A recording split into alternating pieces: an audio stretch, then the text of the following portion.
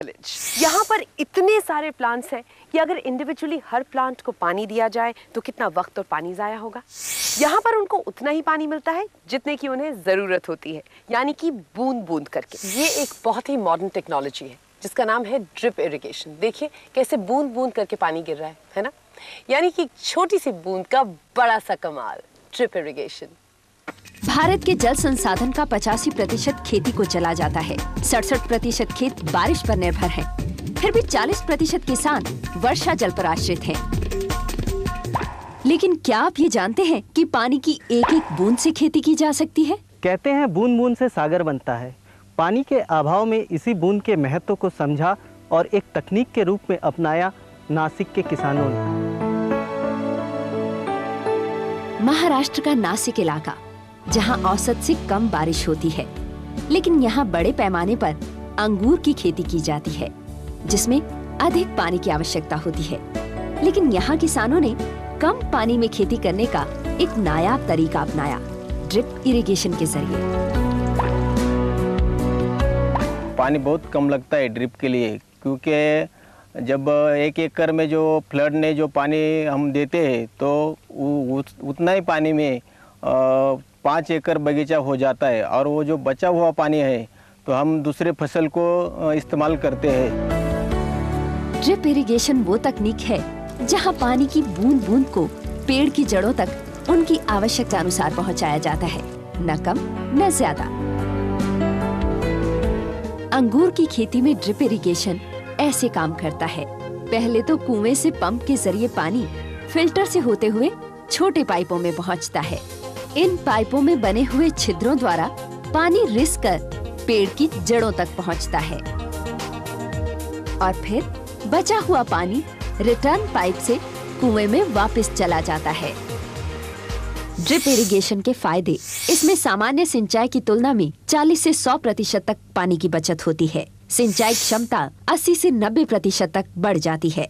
मजदूरी, खाद, कीटनाशकों और बिजली के बिल में कमी आती है। सामान्य सिंचाई की तकनीक की तुलना में इस तकनीक से 20 से 100% तक की अधिक उपज होती है।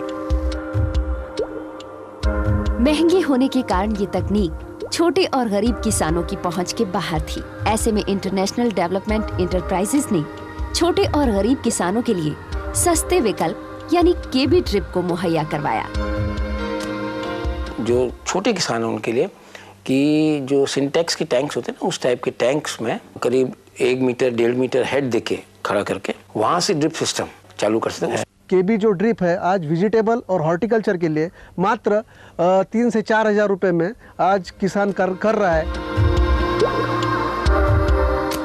इसमें भी छोटे पाइप खेत में लंबे लंबे बिछाए जाते हैं जो कि कुएं से आ रहे मुख्य पाइप से जुड़े होते हैं।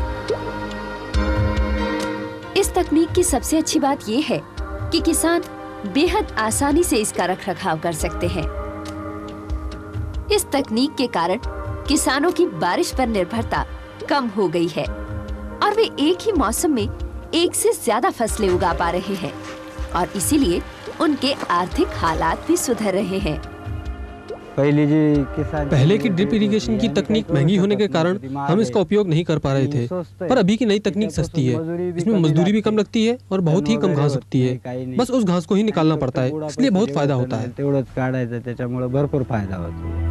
ड्रिप की ये कहानी फिल्माते हुए हमारी टीम नासिक से 90 किलोमीटर दूर एक ऐसे आदिवासी इलाके में पहुंची जहां पर की आम सुख सुविधाएं भी उपलब्ध नहीं थी। यहाँ तक कि पीने के पानी के लिए भी लोगों को संघर्ष करना पड़ता है।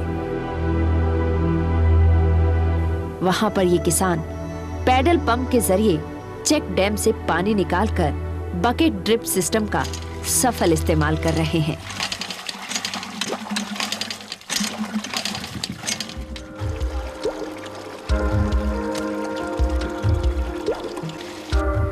इस तकनीक में बाल्टी से निकले सीधे बिछाए गए मेन पाइप से जुड़े माइक्रो ड्रिपर्स द्वारा पानी बूंद बूंद रिस कर पौधों की जड़ों तक पहुंचता है।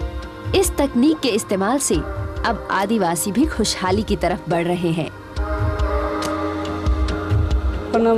शुरुआत में हमने धनिया उगाया, उसके बाद टमाटर उगाया और अब बैगन। निकले, त्याच्यानंतर वांगे निकली। ड्रिप की तकनीक भारत के लिए नई नहीं है, लेकिन इस तकनीक के व्यापक इस्तेमाल के लिए ज़रूरत है एक जागरूकता और इच्छा शक्ति की। इस तकनीक का सफल प्रयोग इजराइल में हुआ, जहां बारिश कम होती है। फिर इस तकनीक को भारत में आयात किया गया, पर माना जाता है कि भारत में इस तकनीक का करीब 200 वर्षों से पश्चिम बंगाल में पिचर ड्रिप और मेघालय के बैम्बू ड्रिप के माध्यम से इस्तेमाल होता रहा है। आज सिंचाई परियोजनाओं पर करोड़ों खर्च किए जाते हैं, फिर भी हमें सूखे जैसी स्थिति का बार बार सामना करना पड़ता है। अगर पानी की बर्बादी को हम ना रोक पाए तो संभव है कि 2025 तक ये समस्या गंभीर रूप ले ले। जरूरत तो ये है कि हम ड्रिप इरिगेशन की तकनीक को समझें ताकि पानी की एक एक बूंद का सही इस्तेमाल हो।